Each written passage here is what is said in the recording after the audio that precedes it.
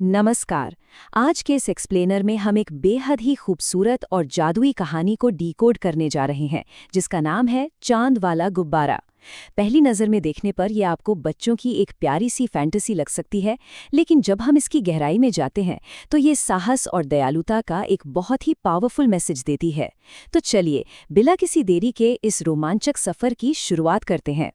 सोचिए कैसा हो अगर कोई गुब्बारा किसी इंसान को ठीक वहीं ले जाए जहां उसका दिल सच में जाना चाहता हो। कमाल का आइडिया है ना। ये सिर्फ एक सवाल नहीं है, बल्कि इस पूरी कहानी का मेन बेस है। हम सब अपनी जिंदगी में कहीं ना कहीं पहुंचना चाहते हैं, लेकिन अगर हमारे पास सच में कोई ऐसा जादुई साधन आ जाए जो हमारे दिल की सबसे गहरी इच्छा को पहचान ले, यही विचार हमें इस अद्भुत सफर के लिए तैयार करता है।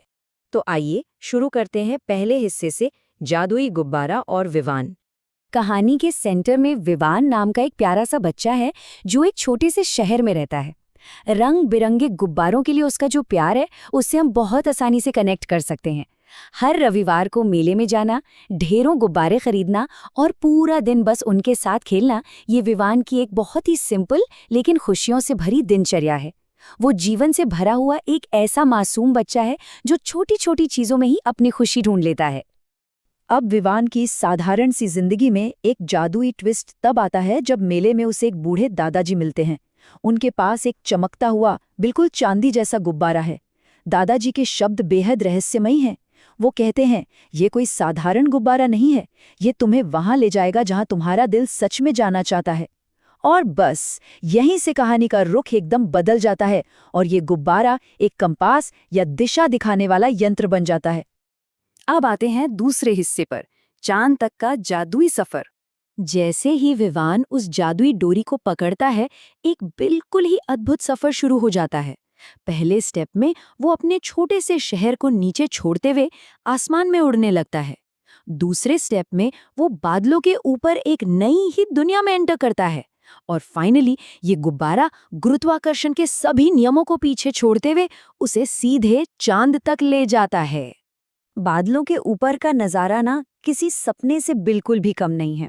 इमेजिन कीजिए, चमचमाते तारे, इंद्रधनुष के रंगों वाले पक्षी और मिठाइयों से बने छोटे छोटे घर। ये सारे नज़ारे असल में विवान के दिल की मासूम इच्छाओं को दर्शाते हैं। ये बिल्कुल वही दुनिया है जो एक बच्चा अपनी कल्पनाओं में बनाता है।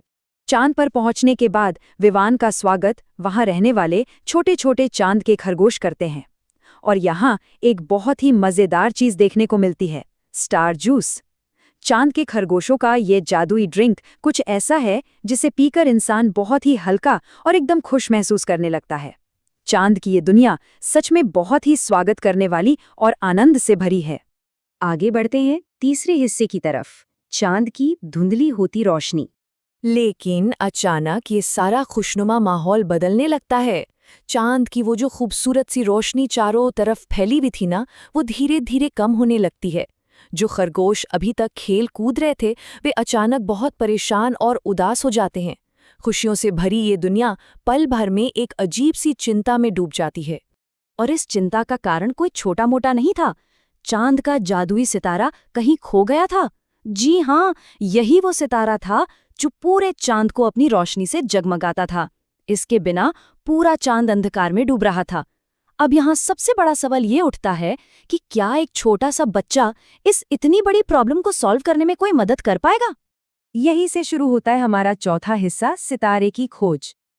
ऐसी सिचुएशन में कोई भी घबरा जाए, लेकिन विवान डरता नहीं है। वो अद्भुत हिम्मत दिखाता है। वो अपने उसी जादुई गुब्बारे की मदद से पूरे चांद पर उस खोए हुए सितारे को ढूंढने निकल पड़ता है। हार ना मानने के उसके इस दृढ़ संकल्प का फल आखिरकार उसे मिलता ही है और चांद की एक छोटी सी गुफा में उसे वो चमकता हुआ सितारा मिल जाता है। जैसे ही विवान उस सितारे को उसकी सही जगह पर वापस रखता है, जादू फिर से काम करने लगता है। पूरा चांद एक बार फिर से अपनी पूरी चमक और रोशनी के साथ जगमगा उठता है। चांद के खरगोशों की खुशी लौट आती है। एक छोटे से बच्चे की कोशिश और उसकी हिम्मत ने पूरे चांद को अंधकार में डूबने से बचा लिया। अब आते हैं अपने आखिरी और पांचवें हिस्से पर, साहस और दयालुता की सीख। विवान की इस निस्वार्थ मदद से खुश होकर चांद के खरगोश उसे एक बहुत ही खास तोहफा देते हैं, एक छोटा सा चमकता हुआ तारा। लेकिन खरगोश उसे बताते हैं कि ये तारा एक शर्त के साथ आता है। जब भी तुम कोई अच्छा काम करोगे, ये तारा और ज्यादा चमकेगा। देखा जाए तो ये सिर्फ एक गिफ्ट नहीं है, बल्कि अच्छे कर्मों का एक प्रतीक है।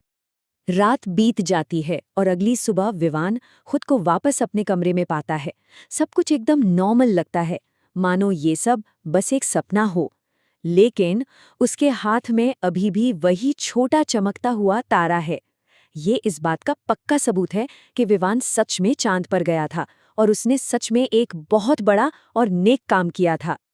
अगर हम इस पूरी कहानी को एनालाइज करें तो इसमें दो तरह के जादू देखने को मिलते हैं। एक तरफ गुब्बारे का जादू है जो फिजिकली कहीं भी ले जाने की पावर रखता है, लेकिन दूसरी तरफ एक असली और कहीं अधिक पावरफुल जादू है, साहस और दयालुता का जादू। गुब्बारा तो विवान को चांद तक ले गया, लेकिन विवान की दयालुता ने चांद की रोशनी वापस ला दी। हमारे भीतर का जो जादू है ना, वो बाहरी जादू से कहीं ज्यादा बड़ा और इम्पैक्टफुल होता है। कहानी का ये कोट बहुत कुछ कह जाता है।